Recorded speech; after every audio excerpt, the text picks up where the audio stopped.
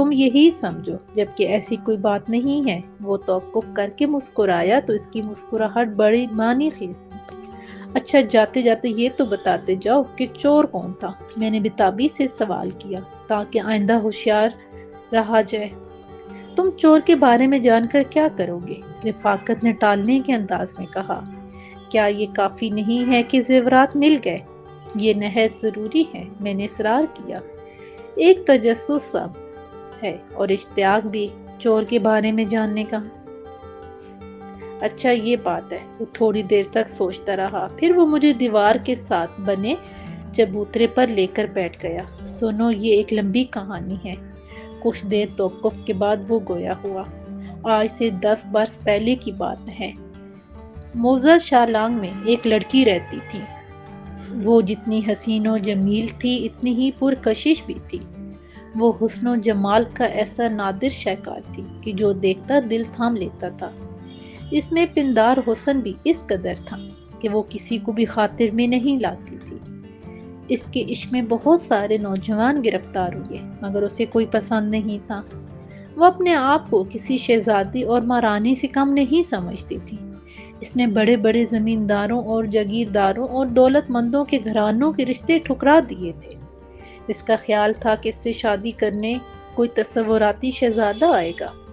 بدقسمتی اس لڑکی کے عشق میں ایک ایسا جوان گرفتار ہوا تھا جس کا تعلق اچھے گھرانے سے تھا، لیکن وہ مفلس اور کلاش تھا۔ مگر وہ بہت خوبصورت اور وجیح تھا۔ اس پر بہت سی لڑکیاں فدا تھیں، لیکن وہ ان کی طرف متوجہ نہیں ہوتا تھا کیونکہ اس کے دماغ پر وہ لڑکی چھائی ہوئی تھی۔ ایک روز اس لڑکے نے ویرانے میں اس لڑکی کو روک لیا۔ میرے راستے سے ہٹ جاؤ، پری چہرہ لڑکی نے تنگ کر کہا۔ میں صرف ایک شرط پر تمہارے سامنے سے ہٹ سکتا ہوں، لڑکے نے اس کے غصے کی پرواہ نہ کرتے ہوئے کہا۔ میں اس وقت تک تمہیں نہیں جانے دوں گا جب تک تم میری بات سن نہ لو گی۔ میں 5-7 منٹ سے زیادہ نہیں لوں گا، پھر میں تمہیں کبھی بھی پریشان نہیں کروں گا۔ لڑکی نے لمحے بھر کے لیے سوچا کہ وہ مہذب طریقے سے بات کر رہا ہے، لہذا اس کی بات سن لینی چاہیے۔ تم جو کچھ بھی کہنا چاہتے ہو جلدی سے کہو، لڑکی نے تیز لہجے میں بڑی ناگواری سے کہا۔ میرے پاس وقت نہیں ہے۔ میں تمہیں حال دل سنانا چاہتا ہوں کہ مجھے تم سے محبت ہو گئی ہے، اس نے اپنے سینے پر ہاتھ رکھ کے بڑی محبت سے کہا۔ میں تم سے شادی کرنا چاہتا ہوں۔ محبت، وہ کہکا مار کے بڑے زور سے ہنسی۔ کیا تم جانتے ہو کہ محبت کسے کہتے ہیں؟ محبت ایک پاکیزہ جذبے کا نام ہے، لڑکے نے بڑی متانت سے جواب دیا۔ میں جانتا ہوں کہ محبت کسے کہتے ہیں۔ یہ جسموں کا نہیں، روحوں کا رشتہ ہوتا ہے۔ جب دل سے دل مل جائے تو محبت من کی گہرائیوں سے جنم لیتی ہے۔ لیکن میرے دل کے کسی کونے میں تمہارے لیے محبت نہیں ہے، وہ تمسخر سے بولی۔ لیکن تم اپنے دل میں میرے لیے محبت تو پیدا کر سکتی ہو، لڑکے نے کہا۔ محبت کرنا مشکل اور ناممکن تو نہیں ہے۔ لگتا ہے تم نے کبھی آئینے میں اپنی شکل نہیں دیکھی، لڑکی استزائیہ لہجے میں بولی۔ میں تم سے محبت کیوں کروں؟ کیا کسی سنیاسی یا حکیم نے مشورہ دیا ہے؟ میں تم سے محبت نہیں، نفرت کر سکتی ہوں۔ تم ایک مفلس اور کلاش شخص ہو، میرے سامنے سے ہٹ جاؤ۔ محبت اندھی ہوتی ہے دل کی رانی، لڑکے نے جذباتی لہجے میں جواب دیا۔ وہ ذات پات، اونچ نیچ اور حیثیت کو نہیں دیکھتی۔ میں کسی شہزادے سے کم ہوں؟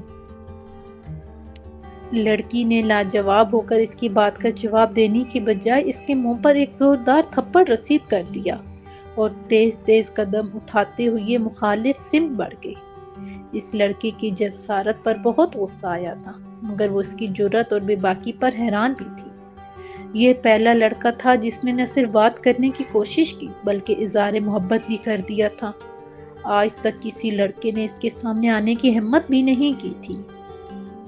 بہرحال اب اس کی یہ توقع نہیں تھی کہ وہ لڑکا اس کے سامنے دوبارہ آ کر اظہار محبت کرے گا۔ اس کے نزدیک ایک مفلس لڑکے کی محبت بے حقیقت اور بے وقت تھی، اور پھر اس نے اس لڑکے کے اظہار محبت کو خلل دماغ سمجھ کر خاموشی اختیار کر لی تھی۔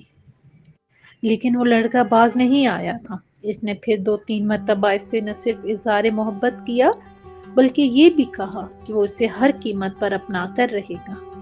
لڑکی کو اندازہ نہ تھا کہ لڑکا محبت میں اس قدر ثابت قدم رہے گا۔ وہ سائے کی طرح اس کے پیچھے لگا ہوا تھا۔ وہ اس سے ملنے اور بات کرنے کی کوشش کرتا تھا۔ پھر لڑکی نے اس بات کو شدت سے محسوس کیا کہ وہ لڑکے سے جتنی نفرت کرنے لگی ہے، لڑکا اس سے اسی قدر شدید جذباتی محبت کرنے لگا ہے۔ لڑکی کی محبت نے اسے بہت پریشان کر دیا تھا۔ اس کی کچھ سمجھ میں نہ آتا تھا کہ وہ لڑکے کو کس طرح سے باز رکھے۔ وہ کہ لڑکا بہت خوبصورت اور تصوراتی محبوب کی طرح تھا، لیکن وہ چاہتی تھی کہ اس کا جیون ساتھی دولت مند ہو۔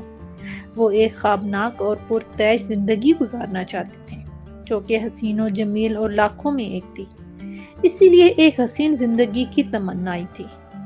ایک روز رات کے وقت وہ اپنے گھر میں اکیلی تھی۔ اس کی بوڑھی ملازمہ دوسرے کمرے میں گہری نیند سو رہی تھی۔ اس کے گھر والے ایک شادی کی تقریب میں گئے ہوئے تھے۔ وہ شادی بیاہ اور دیگر تقریبات میں جانے سے اعتراض کرتی تھی، کیونکہ اس کا حسن و شباب وہاں ایک نازک مسئلہ بن جاتا تھا۔ وہ گہری نیند میں غرق تھی کہ آہٹ سے اس کی آنکھ کھل گئی۔ اس لڑکے کو اپنی نظروں کے سامنے دیکھ کر اسے یقین نہیں آیا۔ وہ حیران رہ گئی۔ تم نے میرے گھر میں گھسنے کی جرت کیسے کی؟ لڑکی نے نفرت اور غصے سے کہا۔ اسی لیے کہ میں نے تمہیں 2 دن سے نہیں دیکھا تھا۔ ایسے لگا جیسے 2 صدیوں سے نہیں دیکھا۔ لڑکے نے اپنے سینے پر ہاتھ مار کر عاشقانہ انداز میں کہا، میں تمہارے گھر کے سامنے سے گزر رہا تھا۔ تمہارے کمرے کی کھڑکی سے تمہیں گہری نیند میں دیکھا تو اپنے دل اور جذبات پر قابو نہ رکھ سکا اور زمین کے چاند کا دیدار کرنے چلا آیا۔ تم ابھی اور اسی وقت میری نظروں کے سامنے سے دفع ہو جاؤ۔ لڑکی نے ہذیانی لہجے میں کہا اور دیوار پر لٹکی ہوئی شکاری بندوق اٹھا لی۔ اگر تم نہیں گئے تو میں تمہیں گولی مار کر موت کی نیند سلانے میں تامل نہیں کروں گی۔ آخر تم نے میرے گھر میں قدم رکھنے کی جرت کیسے کی؟ چلو مجھے تم گولی مار دو، لڑکی نے اس کے سامنے سینہ تان کر کہا۔ محبت کرنے والے موت سے نہیں ڈرتے۔ میں آج فیصلہ کر کے آیا ہوں کہ میں تم سے شادی کر کے رہوں گا۔ تم نے انکار کیا تو تمہیں اٹھا کر لے جاؤں گا۔ بتاؤ، جواب دو کہ تم مجھ سے شادی کرو گی کہ نہیں؟ لڑکی نے اس کے تیور دیکھ کر دل میں خوف زدہ ہو گئی۔ وہ اس لیے بھی گھبرا گئی تھی کہ اس وقت گھر میں اکیلی تھی۔ بوڑھی ملازمہ کا ہونا نہ ہونا بیکار تھا۔ وہ کوئی عام لڑکا نہ تھا۔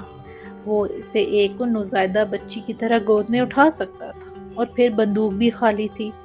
اس میں کارتوس نہ تھے۔ لڑکی نے سوچا کہ اس سے وقت نرمی، محبت اور فریب سے کام لے کر لڑکے کو بھگا دینا چاہیے۔